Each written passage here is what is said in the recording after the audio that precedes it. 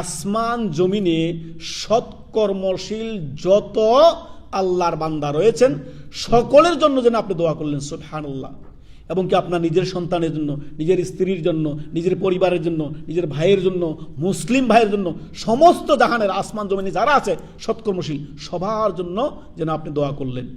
এই মর্মে সহিহ বুখারীতে 6233 নম্বর হাদিস, রাসূলুল্লাহ সাল্লাল্লাহু আলাইহি সাল্লাম বলেন, যখনই বান্দা কোনো ব্যক্তি এইভাবে করে দোয়া করে যে আসসালামু আলাইনা ওয়া আলা ইবাদিল্লাহিস সালিহিন, এই কথা দোয়া করার সাথে সাথে তার এই দোয়া আসমান জমিনের সৎকর্মশীল সবার জন্য হয়ে যায়।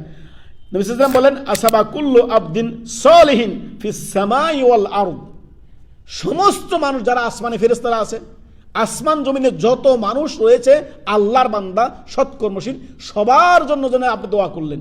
চিন্তা করেছেন কখনো? আমরা চিন্তা করি না যে প্রত্যেক সালাতে, সেটা ফরজ সালাত হোক, সুন্নত হোক, নফল হোক, তাহাজ্জুদ হোক, ইশরাক হোক, সালাতুদ দোয়া হোক, যাই কিছু হোক না কেন, সালাতের মধ্যে আমরা কি পড়ি? আত্তাহিয়াতু পড়ি না?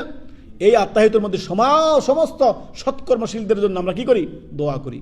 সুবহানাল্লাহ। এই জন্য আমরা যদি বুঝে শুনে দোয়াগুলো পাঠ করি তাহলে এতে অনেক ফজিলত রয়েছে, অনেক ফায়দা রয়েছে। আল্লাহ আমাদেরকে বুঝার